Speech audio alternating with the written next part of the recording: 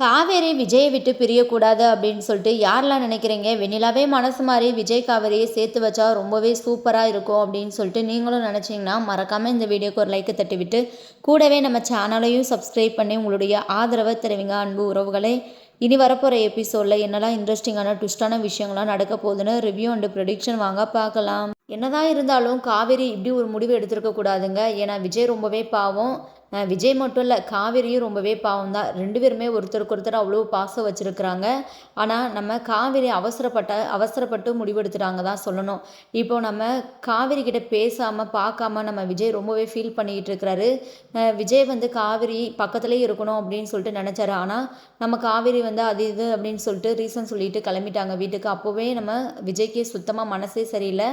இப்போது காவேரிக்கு கால் பண்ணாலும் அட்டன் பண்ணுறதில்ல, மெசேஜ் பண்ணாலுமே ரிப்ளை பண்ணுறதில்ல. காவேரி ஞாபகமாக விஜய்க்கு ரொம்பவே அதிகமாக இருக்குது. பாட்டி பேசுனது காவேரிக்கு ரொம்பவே கஷ்டமாயிடுச்சு போல். அதனால தான் காவேரி இப்படி பண்ணுறாளோ அப்படின்னு சொல்லிட்டு நம்ம விஜய் வந்து யோசிச்சுட்டு இருக்கிறாரு. சரியாக தூக்கம் கூட அவருக்கு வரல. இங்கே பால்கனியில் நின்று யோசிச்சுட்டு இருக்கிறாரு. அந்த டைமில் பார்த்தீங்கன்னா வெண்ணிலாவுமே தூங்காமல் பார்த்தீங்கன்னா இருக்கிறாங்க. அதை பார்த்த விஜய் இருந்துக்கிட்டு வெண்ணிலா கிட்ட போயிட்டு பேசுகிறாங்க. என்ன வெண்ணிலா, இவ்வளோ டைம் ஆகிடுச்சு, இவ்வளோ நேரம் தூங்காமல் இருக்கிற? இல்லை விஜய், தூக்கம் வரல, மனசே ஒரு மாதிரி கஷ்டமாக இருக்குது அப்படின்னு வந்து சொல்கிறாங்க. உடனே விஜய் இருந்துக்கிட்டு அதான் எல்லா பிரச்சனையும் முடிஞ்சிருச்சுல, இதுக்கப்புறம் என்ன, நீ எதை பற்றியும் யோசிக்காத, நல்லா ரெஸ்ட் எடு, உனக்கு உடம்பு வேற சரியில்லை அப்படின்னு சொல்லிட்டு விஜய் இருந்துக்கிட்டு சொல்கிறாங்க. இங்கே வெண்ணிலா இருந்துக்கிட்டு, என் மேலே உனக்கு கோவம் இல்லையா விஜய்? வெண்ணிலா, நீ முடிஞ்சு போன கதையே எதுக்காக பேசிகிட்டு இருக்கிற? அது அவ்வளோதான், அதை நீ மறந்துடு, நடந்த எல்லா விஷயத்தையுமே. நானுமே மறந்துட்டேன் சரியா? நீ எதை பற்றியும் யோசிக்காத, ஹாப்பியாக இரு, உனக்கு உடம்பு சரியாகிற வரைக்கும் நீ இங்கேயே தாராளமாக இருக்கலாம் சரியா அப்படின்னு விஜய் இருந்துக்கிட்டு சொல்கிறாரு. இங்கே வெண்ணிலாவுக்கு ரொம்பவே ஷாக்காக இருக்குது. இவ்வளோ நடந்ததுக்கப்புறமும் நீ வந்து என்னை இந்த வீட்டில் வந்து இருக்க சொல்கிறியா? என் மேலே இன்னும் உனக்கு நம்பிக்கை இருக்குதா அப்படின்னு வந்து சொல்கிறாங்க. வெண்ணிலா, ஏதோ நீ வந்து அந்த டைமில் உள்ள சூழ்நிலையில் அப்படி பண்ணிட்ட, இப்போலாம் உன் மேலே எனக்கு துளியளவு கூட கோவம் இல்லை. நம்ம லைஃப்பில் நடக்கக்கூடாத விஷயங்கள்லாம் நடந்துருச்சு வெண்ணிலா. இதுக்கப்புறம் வந்து நம்ம அதை பற்றிலாம் யோசிக்க வேணாம். புதுசாக ஒரு லைஃப்பை வந்து ஸ்டார்ட் பண்ணலாம். என்னால் காவேரி இல்லாத லைஃப்பே நினச்சி பார்க்க முடியல. எனக்கு அந்தளவுக்கு காவேரியை ரொம்பவே பிடிக்கும். காவேரி என்னன்னே தெரில, என் கூட சரியாக பேசலை அப்படின்னு சொல்லிட்டு விஜய் ரொம்பவே ஃபீல் பண்ண ஆரம்பிச்சிடாரு. உடனே நம்ம வெண்ணிலா ஃபேஸே மாறிடுது காவேரின்னு பேர் சொன்னதுமே. விஜய் இருந்துக்கிட்டு ரொம்பவே புலம்ப ஆரம்பிச்சிடறாரு. என்னன்னே தெரில, காவேரி எப்போதுமே என்கிட்ட பேசாமல் இருக்க மாட்டா. கால் பண்ண உடனே அட்டன் பண்ணிடுவா. கால் பண்ணாலும் அட்டன் பண்ண மாட்றா, மெசேஜ் பண்ணாலும் ரிப்ளை பண்ண மாட்றா, என்கிட்ட சரியாகவே பேச மாட்றா. ஒருவேளை பாட்டி அவள் தான் எல்லாத்துக்கும் காரணம் அப்படின்னு சொல்லிட்டு சொன்னனால இப்படி இருக்காளோ அப்படின்னு தெரியல. ரொம்பவே ஃபீல் பண்ணிக்கிட்டு இருக்கிறாங்க. வெண்ணிலா இருந்துக்கிட்டு விஜய்க்கு கொஞ்சம் ஆதரவாக பேசிகிட்டு இருக்கிறாங்க. பேசுவாங்க, காவேரி எங்கே போகிறாங்க அப்படின்னு சொல்லிட்டு கொஞ்சம் சப்போர்ட்டாக பேசிகிட்டு இருக்கிறாங்க. இங்கே விஜய் இருந்துக்கிட்டு, சரி வெண்ணிலா, டைம் ஆகிடுச்சு, நீயும் போயிட்டு தூங்கு, நானும் தூங்குறேன், ரொம்பவே தலைவலிக்குது அப்படின்னு சொல்லிட்டு கிளம்புறாரு.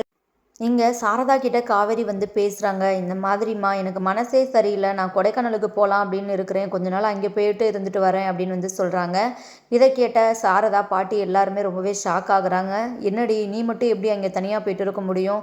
அதெல்லாம் வேணாம், இங்கேயே இரு அப்படின்னு வந்து சொல்கிறாங்க. அது மட்டும் இல்லாமல் என்னென்னமோ சொல்லுவேன், நான் கூப்பிட்டாலுமே பிஸ்னஸ் பிஸ்னஸ் பார்க்கணும் அப்படி இப்படின்னு சொல்லிட்டு, இப்போ என்ன நீயே போகிறேன்னு சொல்லிட்டு இருக்கிற, என்னவா அப்படின்னு வந்து கேட்குறாங்க. உனக்கே தெரியும்லம்மா, கொஞ்ச நாள் ஒரே பிரச்சனை, எனக்கு மனசு சுத்தமாக சரியில்லை, எங்கேயாச்சும் தனியாக போயிருந்தால் எனக்கு கொஞ்சம் மனசுக்கு நிம்மதியாக இருக்கும். அது மட்டும் இல்லாமல் கொடைக்கானல் எனக்கு என்ன புதுசா? அது நான் பிறந்து வளர்ந்த ஊருமா, எல்லாருமே எனக்கு தெரிஞ்சவங்க இருக்கிறாங்க, நான் தனியாக போய் இருந்துக்குவேன் அப்படின்னு சொல்லிட்டு வந்து கேட்குறாங்க. உடனே குமரன் வந்து காவேரிக்கு சப்போர்ட் பண்ணி சாரதா கிட்ட வந்து பேசுகிறாங்க.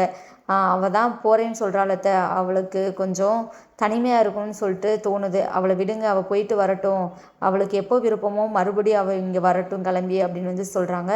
என்னமோ பண்ணு அப்படின்னு சொல்லிட்டு இங்கே சாரதா இருந்துக்கிட்டு சொல்லிடுறாங்க. நெக்ஸ்ட்டு பாட்டி இருந்துக்கிட்டு, முன்னாடியே என்கிட்ட சொல்லியிருந்தா நானுமே வந்திருப்பேன் அப்படின்னு வந்து சொல்கிறாங்க. உடனே காவேரி இருந்துட்டு, இங்கே பாரு பாட்டி, நான் வந்து தனியாக இருக்கும்னு சொல்லிட்டு தான் நான் இங்கே போகிறேன், நீ கிளம்பி வந்துடாத, உன்னை வந்து என்னால் பார்த்துட்டு இருக்க முடியாது, உனக்கு சமைச்சு போட்டு இருக்க முடியாது அப்படின்னு வந்து சொல்லிடுறாங்க.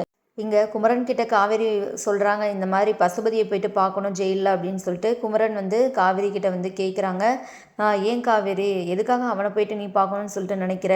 அவன் தொல்லை இல்லைன்னு சொல்லிட்டு நம்ம இப்போவாச்சும் சந்தோஷமாக இருப்போம் அப்படின்னு வந்து சொல்கிறாங்க.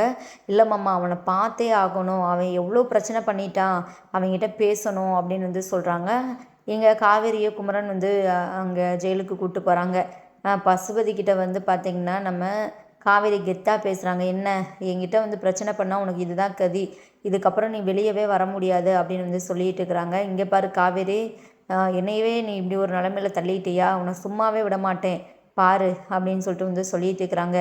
இங்கே பாரு காவேரி கிட்ட மோதலாம், ஆனால் காவேரி வந்து நீ கீழே தள்ளி விடவே முடியாது, காவேரி எப்போவுமே வந்து மேலே தான் இருப்பா அப்படின்னு சொல்லிட்டு செம்மையாக பேசிகிட்டு இருக்கிறாங்க. காவேரி பேச பேச இங்கே பசுபதிக்கு பார்த்திங்கன்னா செம்ம கடுப்பாகுது. இனி என்கிட்ட மோதணுன்னா நீ யோசிக்கணும், ஆனால் இதுக்கப்புறம் நீ மோதுனா கண்டிப்பாக இதை விட ஒரு பெரிய ஒரு பிரச்சனைலாம் உன்னை மாட்டி விட்டுருவேன் அப்படின்னு சொல்லிட்டு இங்கே மிரட்டிட்டு நம்ம காவேரி வந்து குமரனை கூப்பிட்டு கிளம்புறாங்க. இங்கே வீட்டுக்கு வந்த காவேரி அப்புறம் தான் ரொம்பவே கொஞ்சம் சந்தோஷமாக இருக்கிறாங்க. பசுபதி கிட்ட பேசினதுக்கு அப்புறம் தான் கொஞ்சம் அவங்களுக்கு மனசு நிம்மதியாக இருக்குது. நெக்ஸ்ட்டு பார்த்தீங்கன்னா இங்கே சாரதாவுமே வந்து குமரன் கிட்ட வந்து கேட்குறாங்க, என்னப்பா நீங்களும் காவேரி எங்கே போயிட்டு வந்தீங்க, எங்கேயோ வெளியே போயிட்டு வந்த மாதிரி இருந்தது ஒன்றா அப்படின்னு சொல்லிட்டு வந்து கேட்குறாங்க. அப்போது குமரன் இருந்துட்டு இந்த மாதிரி காவேரி வந்து பசுபதியை பார்க்கணுன்னு சொன்னால் தான் கூட்டிகிட்டு போயிட்டு வந்தேன் அப்படின்னு வந்து சொல்கிறாங்க. இதை கேட்ட சாரதா கோவப்படுறாங்க. ஏய் காவேரி, எதுக்காக தேவையில்லாத வேலை பார்த்துட்ருக்குற, அவனே சரியான இவன், அவனை எதுக்காக நீ பார்க்குறதுக்கு போன, போயிட்டு அங்கேயும் போயிட்டு பிரச்சனை பண்ணிட்டு இருந்திருக்கிறியா, அவன் இதையும் மனசில் வச்சுக்கிட்டு மறுபடியும் எதனால பிரச்சனை பண்ணுவான் அப்படின்னு வந்து திட்டுறாங்க. காவேரி இருந்துக்கிட்டேம்மா, எனக்கு அந்தளவுக்கு அவன் அவன் மேலே ஆத்திரம், விஜயை ரொம்பவே கஷ்டப்படுத்திட்டான், நம்மளை மட்டும் அவன் இது பண்ணது இல்லாமல் இப்போ தேவையில்லாமல் விஜயை ரொம்பவே கஷ்டப்படுத்திட்டான், அதுக்காக தான் அவனுக்கு சரியான பாடம் புகட்டுனேன், போயிட்டு அவனுக்கு கொஞ்சம் புத்திமதி சொல்லிட்டு வந்தேன், இதுக்கப்புறமாச்சும் ஒழுங்காக இருக்க சொல்லி அப்படின்னு வந்து சொல்கிறாங்க. காவேரி, நீ பண்ணுறது எதுவுமே சரியில்லை, சொன்னாலும் கேட்க மாட்டேற, ஏதோ பண்ணு அப்படின்னு சொல்லிட்டு சாரதா இருந்துக்கிட்டு சொல்கிறாங்க. சரி விடுங்கத்த, காவேரிக்கு இதில் ஒரு சந்தோஷம், இதுக்கப்புறம் இதை பற்றி நம்ம பேச வேணாம் அப்படின்னு வந்து சொல்கிறாங்க. இங்கே காவேரி இருந்துக்கிட்டு இன்னைக்கு நைட்டே நான் வந்து ஊருக்கு கிளம்புறேன் அப்படின்னு வந்து சொல்கிறாங்க. நெக்ஸ்ட்டு பார்த்தீங்கன்னா இங்கே யமுனா வந்து எப்போதும் போல் நிவின் கிட்ட வந்து பிரச்சனை பண்ணிகிட்டு இருக்கிறாங்க. என்ன உங்கள் வேலையெல்லாம் முடிஞ்சிருச்சா, காவேரி கூட சுற்றிட்டு வந்துட்டிங்களா, ஊர் சுற்றிட்டு வந்தீங்களா, எங்கெல்லாம் போனீங்க அப்படி இப்படின்னு சொல்லிட்டு வாய்க்கு வந்ததெல்லாம் பேசிகிட்டு இருக்கிறாங்க ஒரு மாதிரி கேவலமாக. இதனால் நிவின் வந்து கோவப்பட்டு இந்த யமுனாவை வெளுத்து வாங்குறாரு. நீலாம் ஒரு பொண்ணா, உனக்குலாம் அசிங்கமாக இல்லை, காவேரி கூட தானே நீயும் பிறந்த, அவள் எப்படிப்பட்ட பொண்ணு, நீ எதுக்காக இப்படிலாம் கேவலமாக வந்து இருக்கிற, உன்னோட கேரக்டர் வந்து ரொம்பவே ஒஸ்ட்டாக இருக்குது அப்படின்னு சொல்லிட்டு திட்டிகிட்டு இருக்கிறாங்க. ஆமாம் ஆமாம், நீங்கள் பண்ணுற தப்பை பார்த்துட்டு இருந்தால் நான் ரொம்பவே நல்லவ, இதே எதிர்த்து கேள்வி கேட்டால் நான் ரொம்பவே வந்து மோசமானவ, என்ன இந்த பேர் தானே, பரவாயில்ல வாங்கிக்கிறேன், நீங்கள் என்ன தான் பண்ணுறீங்கன்னு சொல்லிட்டு நானும் பார்க்குறேன், ஆனால் இதுக்கெல்லாம் நானே ஒரு முடிவு கட்டுறேன் அப்படின்னு சொல்லிட்டு அவங்களா ஏதோ கற்பனை பண்ணிக்கிட்டு ஒரு மாதிரி பேசிகிட்டு இருக்கிறாங்க. இந்த யமுனா கிட்டலாம் பேசுகிறது சுத்த வேஸ்ட்டு அப்படின்னு சொல்லிட்டு நம்ம நிவின் கொஞ்சம் கூட கண்டுக்காமல் அவர் வாட்டில் கிளம்பிடுறாரு. இப்போ வரைக்குமே காவேரி நம்மக்கிட்ட பேசலையா அப்படின்னு சொல்லிட்டு விஜய் இருந்துக்கிட்டு ரொம்ப ரொம்ப ஃபீல் பண்ணிக்கிட்டு இருக்கிறாரு. தாத்தா விஜயை பார்த்துட்டு என்னாச்சு விஜய், எதுக்காக அவ்வளோ ஃபீல் பண்ணிகிட்டு இருக்கிற அப்படின்னு சொல்லிட்டு கேட்கும்போது, என்னன்னே தெரியல, காவேரி என்கிட்ட பேசவே இல்லை, என்னதான் ஏதாச்சும் பிரச்சனையாக இருக்குமோ அப்படின்னு சொல்லிட்டு வந்து கேட்குறாங்க. உடனே தாத்தா இருந்துக்கிட்டு, இங்கே பாரு விஜய், அவளை கொஞ்சம் நீ ஃப்ரீயாக விடு, பாட்டி வேற ஒரு மாதிரி பேசுனாங்களே, அதனாலயா கூட கொஞ்சம் காவேரி அப்செட்டாக இருக்கலாம், அவள் உன்னை விட்டு எங்கே போகிறா, நீ அவளை நினச்சி கவலைப்படுறதை விடு அப்படின்னு சொல்லிட்டு வந்து சொல்லிட்டு இருக்கிறாங்க. இல்லை தாத்தா, காவேரி எப்போதுமே இப்படி இருக்க மாட்டா, எனக்கு மனசுக்கு ரொம்பவே கஷ்டமாக இருக்குது, சரி நீ குமரன் கிட்ட வந்து கால் பண்ணி பேசு, காவேரி கிட்ட வந்து ஃபோனை கொடுக்க சொல்லு அப்படின்னு வந்து சொல்லவும், இங்கே குமரனுக்கு நம்ம விஜய் வந்து கால் பண்ணுறாங்க. இந்த மாதிரி காவேரி இருந்தால் கொடுங்களேன், காவேரி என்ன பண்ணுறா, அவகிட்ட நான் பேசணும், கடைசியாக அன்னைக்கு பார்த்து பேசினதான், அதுக்கப்புறம் அவள் என்கிட்ட பேசவே இல்லை, கால் பண்ணாலுமே அவள் வந்து அட்டன் பண்ண மாட்டா அப்படின்னு சொல்லிட்டு குமரன் கிட்ட ரொம்பவே ஃபீல் பண்ணி விஜய் வந்து பேசிகிட்டு இருக்கிறாங்க. அப்போ தான் குமரன் இருந்துக்கிட்டு, என்ன விஜய், அவள் இந்நேரம் வந்து கொடைக்கானலுக்கு கிளம்பியிருப்பாளே அப்படின்னு சொல்லிட்டு ஒரு பெரிய ஷாக் கொடுக்குறாங்க. இதை கேட்டதுமே நம்ம விஜய்க்கு தூக்கி வாரி போட்டுருது. என்ன குமரன், என்ன சொல்கிறீங்க, காவேரி கொடைக்கானலுக்கு போகிறாளா? ஆமாம், அப்படி தான் சொல்லிகிட்டு இருந்தா, என்னன்னே தெரில, மனசு சரியில்லை, கொஞ்ச நாள் வந்து கொடைக்கானலில் போயிட்டு இருந்துட்டு வந்தால் கொஞ்சம் மனசுக்கு கொஞ்சம் இதாக இருக்கும் அப்படின்னு சொல்லிட்டு சொல்லிகிட்டு இருந்தா வீட்டில். நாங்களும் சரி அவள் போயிட்டு வரட்டும் அப்படின்னு சொல்லிட்டு சொல்லிட்டோம், இந்நேரம் அவள் வந்து பஸ் ஏறியிருப்பா அப்படின்னு வந்து சொல்கிறோம். இங்கே விஜய்க்கு இன்னுமே இது வந்து சந்தேகமாக இருக்குது. என்ன குமரன் இப்படி சொல்கிறீங்க, என்கிட்ட முன்னாடியே சொல்லியிருந்துருக்கலாம்ல, எதுக்காக காவேரி இப்படி ஒரு முடிவெடுத்தா, உண்மையாகவே அவள் கொடைக்கானலுக்கு தான் போகிறாளா இல்லை வேறு எங்கேயாச்சும் போகிறாளா அப்படின்னு சொல்லிட்டு வந்து கேட்குறாங்க. ஏன் இப்படி கேட்குறீங்க விஜய், என்ன ஆச்சு அப்படின்னு சொல்லிட்டு வந்து கேட்குறாங்க. இல்லை, காவேரி டெய்லியும் என்கிட்ட வந்து பேசிடுவா, ஆனால் என்னை வந்து அவள் அவாய்ட் பண்ணுறா, அவளுக்கு ஏதோ ஒரு பிரச்சனை இருக்குன்னு சொல்லிட்டு எனக்கு தோணுது மனசுக்கு அப்படின்னு சொல்லவுமே இங்கே குமரன் கொஞ்சம் பயப்பட ஆரம்பிச்சிடறாங்க. எங்கள் நிவீன் இருந்தபடி என்னாச்சு அப்படின்னு சொல்லிட்டு கேட்கும்போது இந்த மாதிரி விஜய் சொல்கிறாரு, அப்போது நீங்கள் ஃபஸ்ட்டு காவேரியை வந்து நீங்கள் ஊருக்கு போக விடாமல் வந்து தடுத்து நிப்பாட்டுங்க அப்படின்னு சொல்லிட்டு இங்கே சொல்லவும் நம்ம குமரன் இருந்துக்கிட்டு கிளம்புறாங்க.